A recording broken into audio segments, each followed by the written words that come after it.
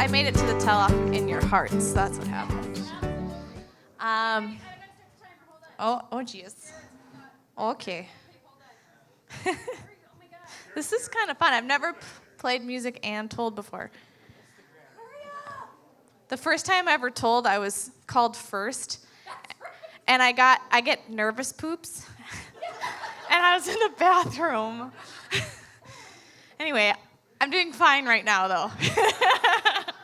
I'm taking care of my belly. Okay.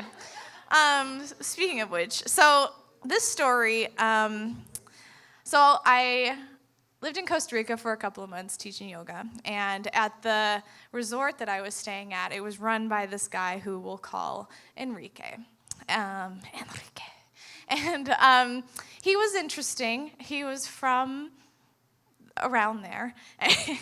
And we had this weird weekend where the owners were out of town, and we were like left to run the hotel, like the two of us. It's very strange. But anyway, he's like, how about we go out to the bar one night and have some fun? And I'm like, sure.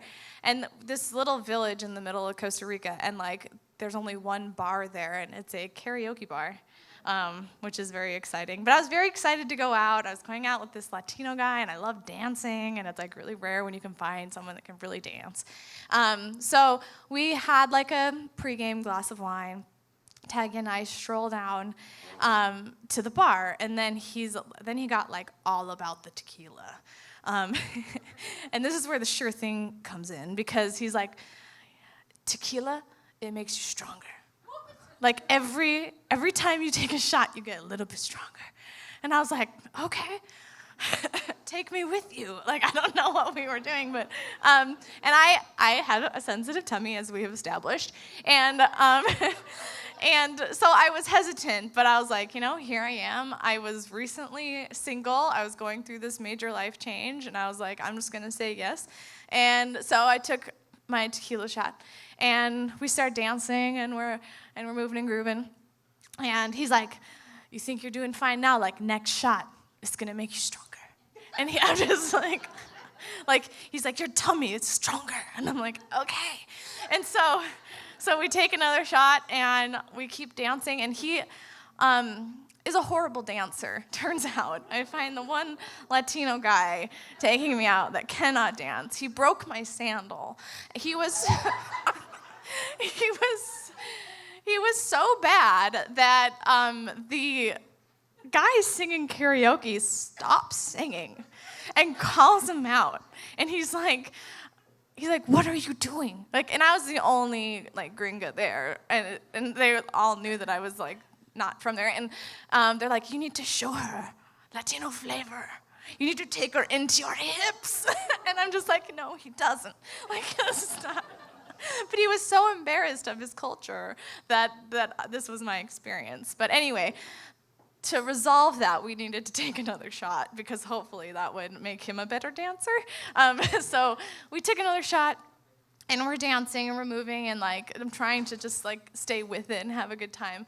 And then all of a sudden, the tequila did not make me stronger. In fact, it made me quite weak. And so I'm just like, I gotta go, man. So I go to the back of the bar, and they have this lovely pavilion in the back, and I just lose it, blowing chunks, if you will, and I'm just like, and it's just is horrible, and I just hug this tree, and I was just hugging the tree, and I was looking up at the stars, and I thought, this is it, like, this is how I go. This is my story. And Enrique comes over to me, and he's like, are you okay?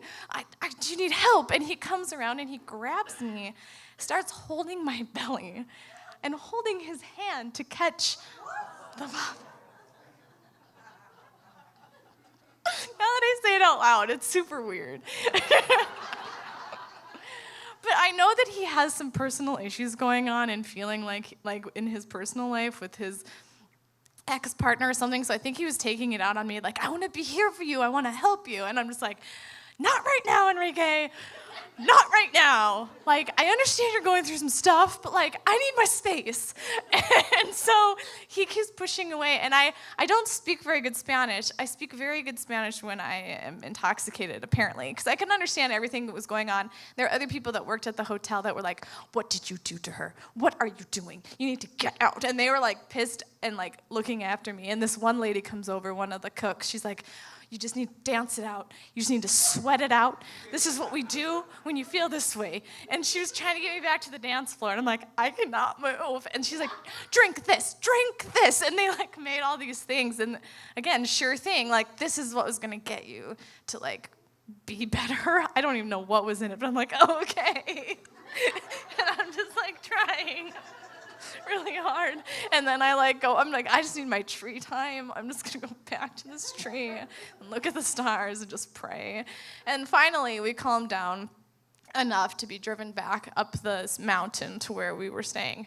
And the driver was really nice, and he had this water for me, and they were like, do not talk to her. Like, they were really mad at Enrique, which made me feel really good. And so we get back, and then Enrique's like, oh, can you drop us off like a little bit further from the door, the entrance? And I'm like, why?